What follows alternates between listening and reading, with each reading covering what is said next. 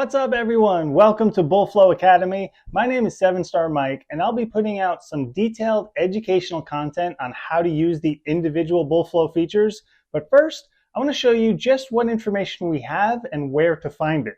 So let's get started. All right, so let's get started. This is the main screen that you guys are going to see. Everything on here is self-explanatory, so there's really nothing to talk about through this. Let's start down here. If you hover over this bottom button here, it's going to say Official Bullflow Discord. Now, if you click that link, it'll take you to our Discord server. You're going to get a bot verification. It's going to ask you to verify your email that you signed up for Bullflow with. And once you do that, it's going to approve you for access to the full Discord group. When you first get over there, before you're verified, you're only going to see one room. And once you verify your email address, the bot is going to go ahead and give you access to the whole Discord, where we have some chart setups, some flow, some technical setups that I might be looking at for the future, a whole bunch of stuff over there. This next button up, this is blog and education. If you click on this, it's going to take you to a different page where we have some blog and educational resources. Right now there's only 2 of them because, again, we just started this community, so we're going to filter in a lot of information to that section there. This next one up is historical flow. So if we click on this, you're going to see a blank page and it's going to say select a date. So to do historical information, come up here to start date. When you click on that, you get this pop down menu. So let's say we want to start on the 7th.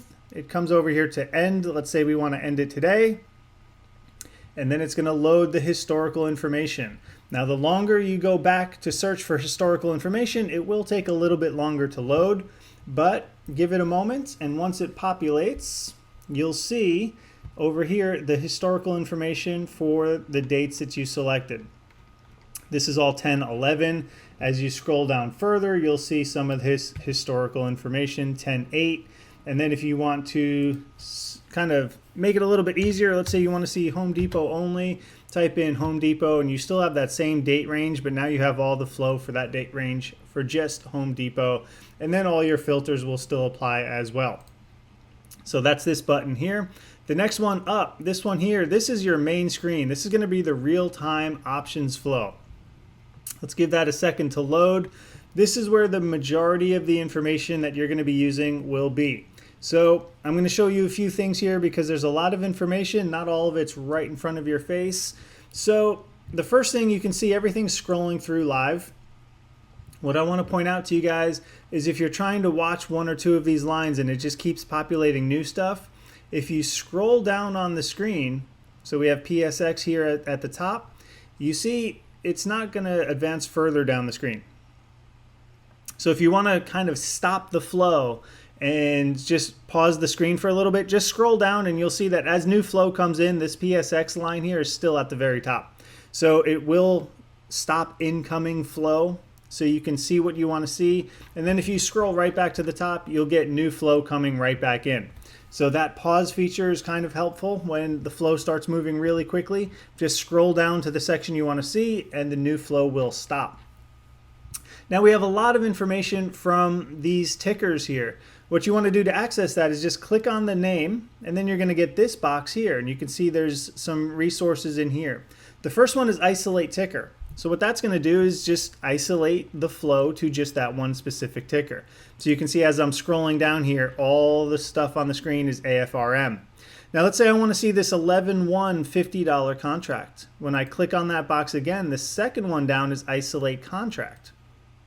Now what that's going to do is change the screen so that everything on the screen is that 11/1 $50 contract. So now I can see just that specific contract and kind of verify how they're coming into this specific name. Now again, let's click on this particular ticker name. The next one down is favorite ticker.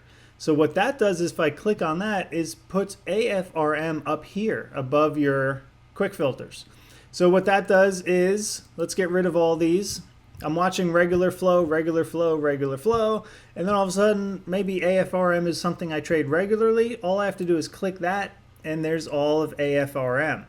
Now there's another way you can do that. You can type in AFRM up here and that's going to give you just the AFRM flow. So what's good about this, let's get rid of that for a second. what you can do is add multiple tickers here. Okay, so this favorite tickers spot, you can add, let's say 6 tickers that you regularly trade, and you can just pop through each one of those and get the flow for just that name really quickly, or you can have them all on and you can watch all 6 names of the flow for just those favorite tickers that you have. So that's the favorite ticker. So when you click on the ticker name, the third one down is favorite ticker. Now the next one down is option chart. So if we click on that, let's give it a second to load. There's going to be a few things you're going to see on here. First of all, we're looking at the specific contract that we clicked on. And this yellow line is going to be the price of those contracts. You can see there's a time frame down here. You can change the time frame up here. The default is 1 month. And what this is doing is showing the average price of those contracts, and it's also showing the volume and open interest on each day. So for this particular contract, these purple lines represent the open interest. The green lines represent the volume. So you can see how much is trading on any given day, and then you can see how much is sticking in the open interest. So in this case here, we had a lot of volume traded for the day, but the open interest didn't change much the next day. So even though a lot of this volume was traded yesterday, it was day traded. It wasn't kept open. So that's what this is showing us here. So you can change the time frame based on that. Let's go back here, and next we have trade details. So what we're looking at here is the bid ask, the mark, the contracts, the percent return, out of the money. You've got your delta, theta, vega over here. So if you're interested in the Greeks, it's showing you that information there. It's got some volume, open interest, IV, and previous volume. So that information is all when you click on this and go to trade details. The next one down is news. When you click on news, we're going to bring us to a new screen. So that's going to show you some news headlines. Then coming back to the flow screen, what we're going to look at here is trading view chart. That's the next one down. So when you click on that, it's going to pull up the trading view chart. If you're not familiar with trading view, you've got your time frame down here, so you can change the time frame that you're looking at for the chart. You've got all your drawing tools over here. So that's a quick way to look up where it is, where it might be going. If you want an instant support and resistance kind of visual, you can pull up the chart. And then we also have net premium chart. So when we click on that, it's going to take a second to load. What this is going to show you is the net call premium and the net put premium along with the price.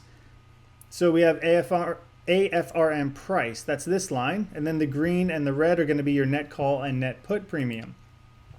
Now, there's more filters on here than just these quick filters. So what you can do for that is to come over here in the top right corner. If you click on that, now you have a whole bunch of other options. You can change calls and puts, bullish and bearish, splits, sweeps, blocks.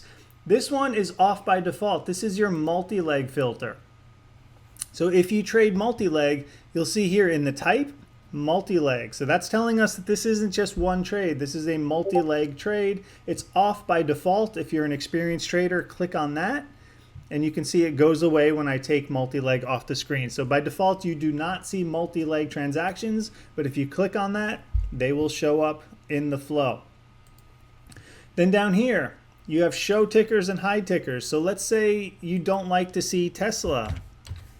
Well, you can put in Tesla there, and the live flow is going to block Tesla from showing up on the screen. So if there's something that's trading really heavily for the day and it's just covering your screen and you don't want to see it, you can remove just that ticker. Expiration start and expiration end. Then we have the filters by value, by contract or contract price, number of contracts. So you can scroll through here, you get a few more filters. You can change these. Let's say you have a specific setup that you like to see, then you can save it as an alert. So when something meets your criteria here, it's going to give you guys an alert. And if you have any alerts saved, if you click on alert up there, it's going to show you what alerts you have saved. Now let's say you've played around with the filters and you want to go back to the default. Click on this button right here, and that's going to be reset filters. So now everything goes right back to the start. That's all your default settings. So that's some of the features that we have here. That's where to find them. Again, we'll do some more videos on some detailed information on how to use some of that stuff. But first, I just wanted to make sure you guys knew exactly where to find the information that we have available for you guys. Hope that helps.